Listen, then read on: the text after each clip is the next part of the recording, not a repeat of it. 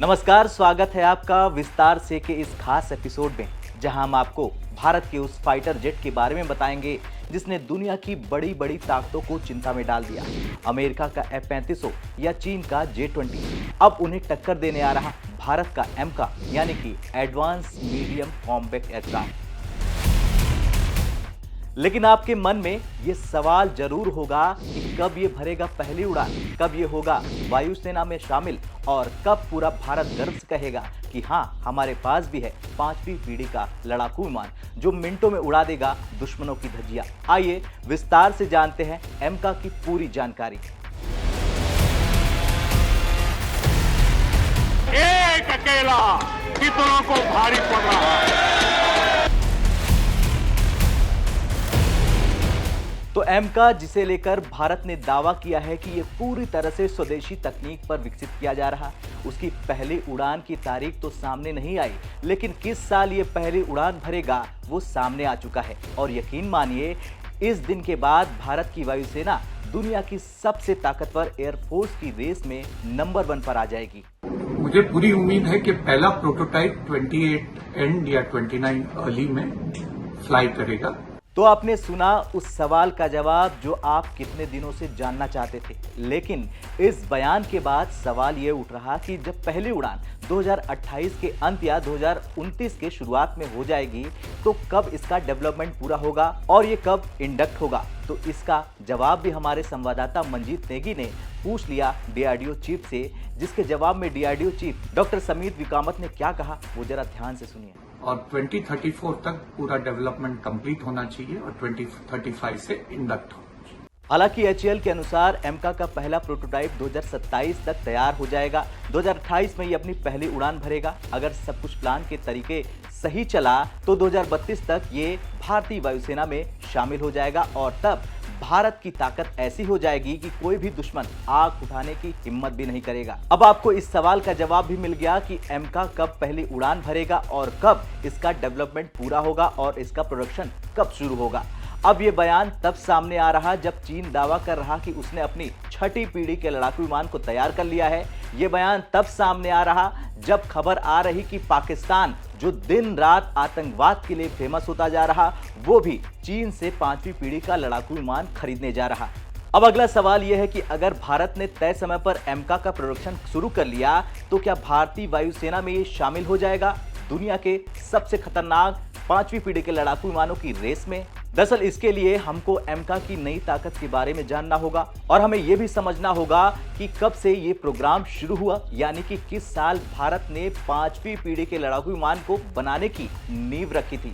दरअसल MCA programme Bharat का एक महत्वाकांक्षी लड़ाकू विमान परियोजना है जिसे हिंदुस्तान एरोनॉटिक्स लिमिटेड यानी HAL और defence research and development organisation यानी कि DRDO द्वारा विकसित किया जा रहा है। MCA प्रोजेक्ट की अवधारणा तो साल 2008 में तैयार हो गई थी, लेकिन आधिकारिक रूप से इसे 2010 के दशक की शुरुआत में स्वीकृति मिली। फिर साल 2019 में MCA के फाइनल डिजाइन को अंतिम रूप दिया गया।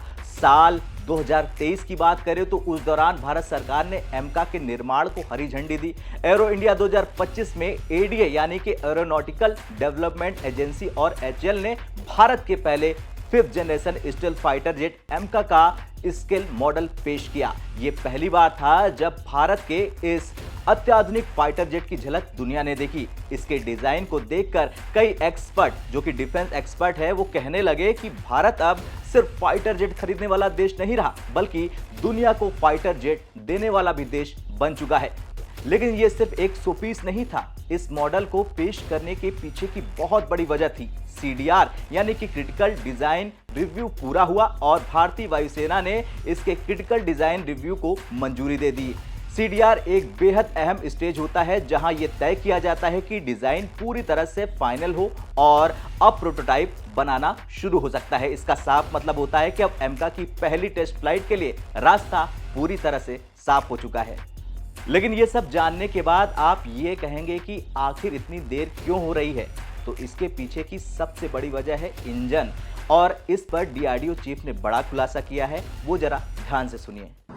MCA प्रोग्राम जो आप कह रहे हैं 5th जनरेशन फाइटर है, उसका हमें सैंक्शन लास्ट ईयर मिला था 2024 में। उसका अभी डिजाइन मोरलेस कंप्लीट हो गया है और अभी हम लोग एक पार्टनर चूज करेंगे जिसके जो हमारा को डेवलपमेंट पार्टनर होगा, हमारा DCPP इक्विवेलेंट होगा इस एयरक्राफ्ट के लिए। अब कौन होगा को पार्टनर ये तो वक्त ही बताएगा, लेकिन मोटे तौर पर देखा जाए तो ये कई खूबियों से लैस है।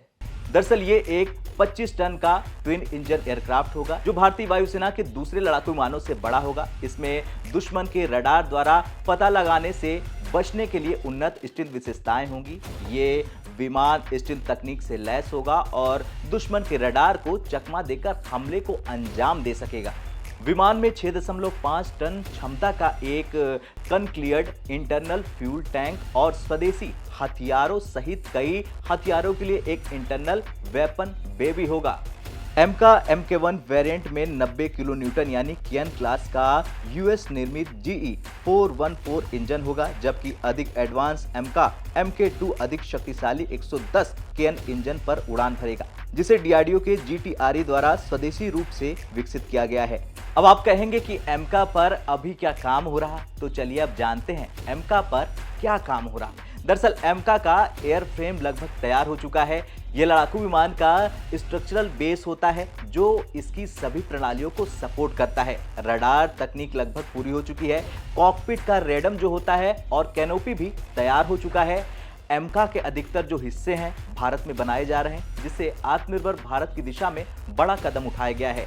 DRDO और HAL मिलकर इस प्रोजेक्ट पर तेजी से काम कर रहे हैं। वैसे MK का मुकाबला अमेरिका के F-22 रैप्टर और चीन के J-20 से होगा।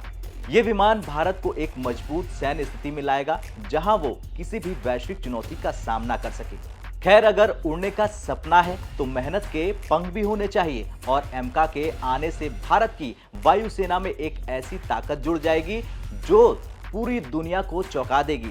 MK सिर्फ एक फाइटर जेट नहीं बल्कि भारत की आत्मनिर्भरता और टेक्नोलॉजी सुपर पावर बनने की दिशा में एक बड़ा कदम है। अब सवाल यह है आपसे कि क्या चीन और अमेरिका भारत के इस जवाब के लिए तैयार हैं? आपको क्या लगता है, MK वाकई F-35, F-22 और J-20 को टक्कर दे पाएगा? और क्या सच में ये पूरी तरह से 2028 में पहली उड़ान भर पाएगा?